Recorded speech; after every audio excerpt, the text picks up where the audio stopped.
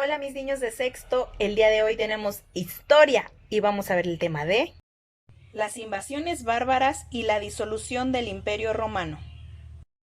Para este tema les traigo un video bien interesante acerca de cómo fue la invasión de los bárbaros. Entonces pongan mucha atención para poder hacer la actividad que después les voy a decir.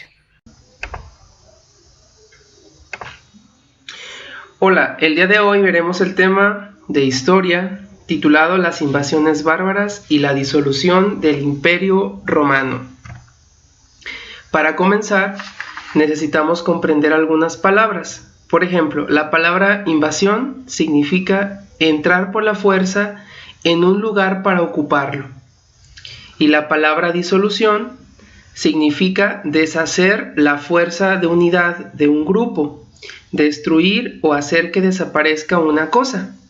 En este caso, las invasiones bárbaras se refieren a que un grupo, al que llamaron bárbaros, entraron por la fuerza y derrotaron o destruyeron el Imperio Romano. Así es que comencemos. Para empezar, aquí podemos ver el mapa del mundo y tenemos los diferentes continentes: América, África, Europa. Lo encerré en esta figura con un contorno naranja, el continente asiático, Oceanía y Antártida. Nos vamos a concentrar en el continente europeo. En este continente sucedieron todos los acontecimientos que veremos en este bloque. Y vamos a comenzar con el Imperio Romano. Tenemos ahí el mapa de todo lo que llegó a abarcar el Imperio Romano.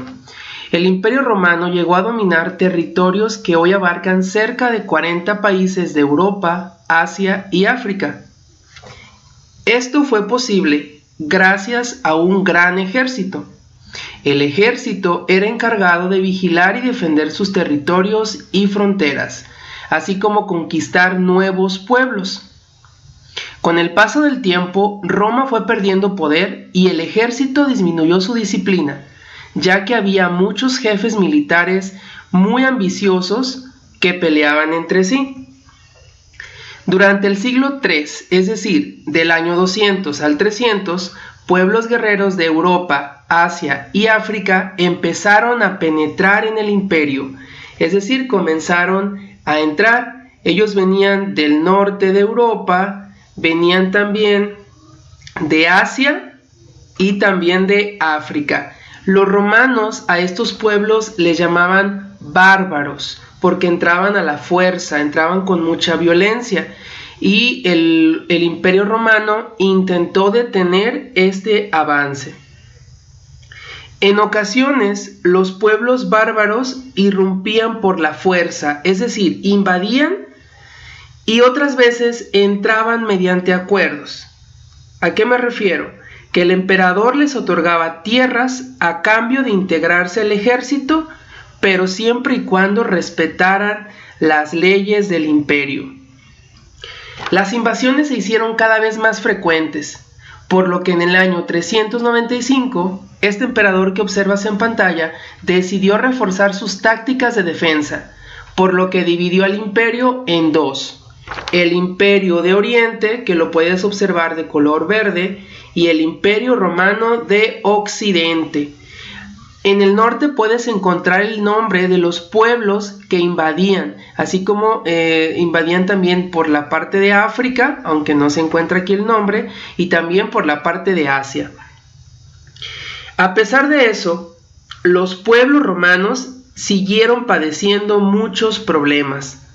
Tenían dificultades económicas, un ejército débil y ambicioso, por lo que en el año 476 los pueblos bárbaros lograron derrotar al imperio del Rómulo Augusto, que era el Imperio Romano de Occidente. Este hecho marcó el final de la antigüedad y el inicio de la Edad Media. Aquí podemos observar en el mapa de parte naranja el Imperio Romano de Oriente y la parte azul el Imperio Romano de Occidente. Como has de recordar, el emperador, que ya habíamos visto su fotografía, dividió el imperio en dos. En un inicio él lo controlaba, pero después del tiempo decidió encargárselo a sus dos hijos.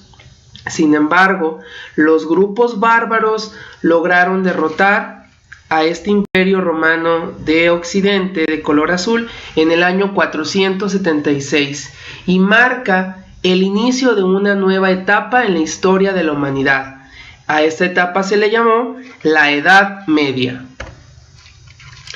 Ahora veremos cómo fue que nacieron reinos bárbaros. Hablando de estos grupos invasores, estos grupos formaron reinos y a continuación veremos esta historia. ¿Quiénes eran los pueblos bárbaros? Bueno, existían diferentes grupos. Estaban los celtas, los germanos, los eslavos, los árabes, bereberes y tártaros. Pero uno de estos grupos fue el más poderoso. Fue el de los germanos y era el más numeroso, el que tenía más gente. Había muchos grupos bárbaros, pero el más numeroso eran los germanos. El grupo de los germanos estaba compuesto por varios pueblos: visigodos, ostrogodos, vándalos, lombardos, anglos, francos y sajones. Imagina que todos estos pueblos formaban un grupo, y este grupo era el grupo de los bárbaros. Sí, este grupo bárbaro fue llamado los germanos. Todos ellos, los visigodos, ostrogodos, vándalos, lombardos, anglos, francos y sajones, todos estos pueblitos formaban el grupo de los germanos. Estos pueblos tenían sus propias costumbres, tradiciones, idiomas, juegos, comida y hasta chismes. Al momento que se relacionan con los romanos, logran fusionarse. Sus culturas se fusionan y surgen nuevas costumbres, nuevas formas de organizarse y nueva cultura, como las lenguas romances. Es decir, toda la cultura, las tradiciones, las formas de pensar de los romanos como de los germanos, que era compuesto por todos los pueblitos que te mencioné, se fusionan y logran una nueva cultura. Y algo que logran crear son las lenguas romances.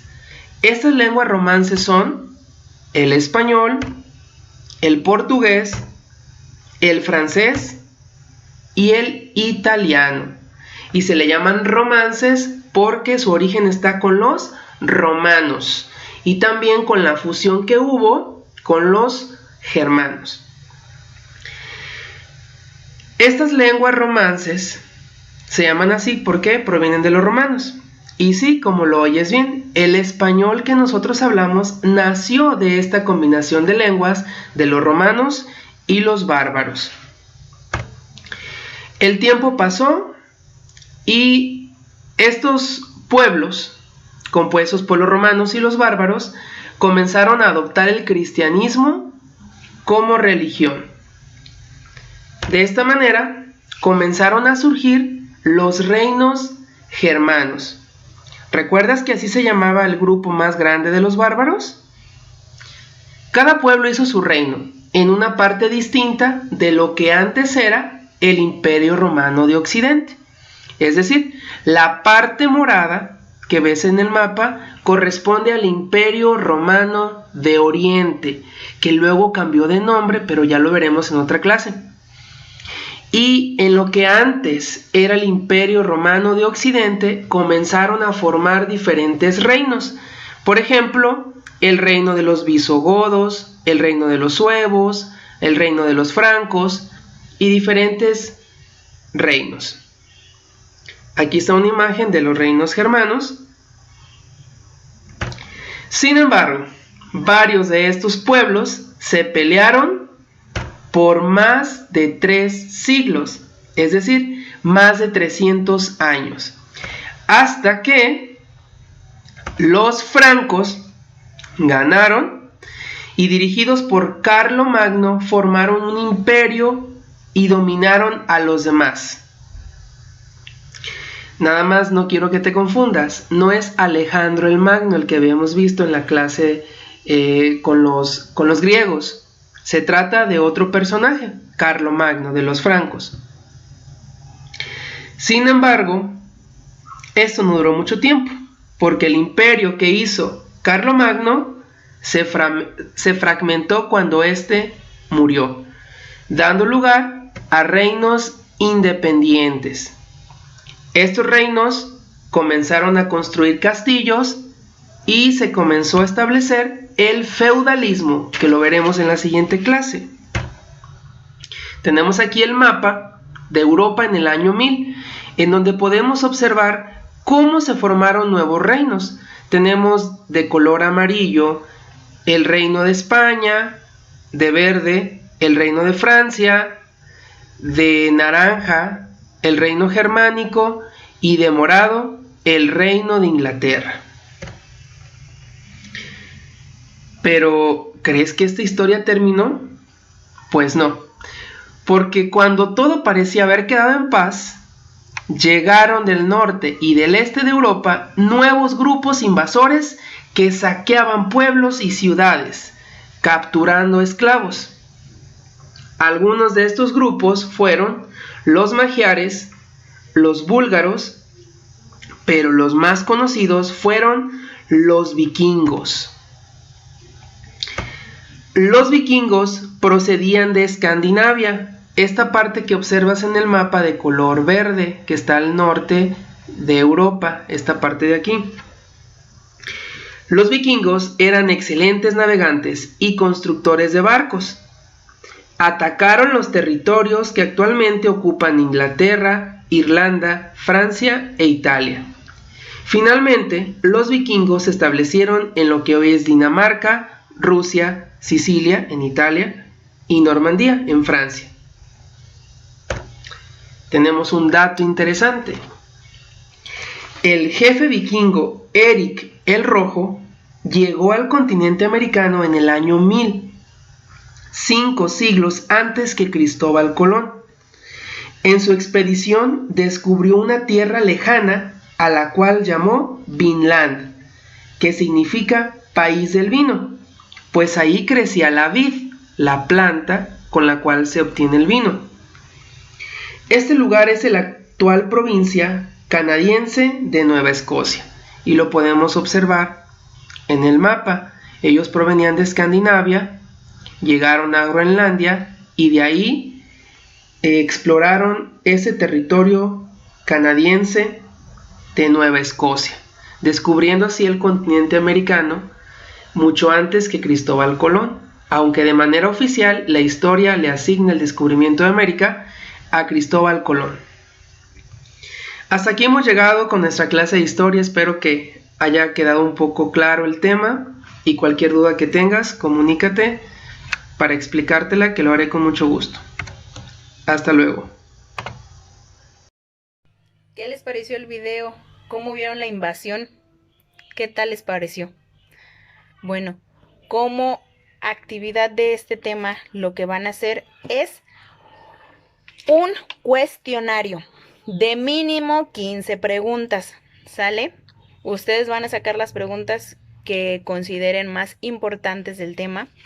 No se les olvide que lo importante también son las fechas que luego vienen en el examen, porque no sabemos si vamos a regresar y vamos a tener examen, pero pongamos mucha atención, ¿sale? Entonces, concluyan sus actividades al pie de la letra y por favor pongan atención en las faltas de ortografía. Les mando un fuerte abrazo. Adiós.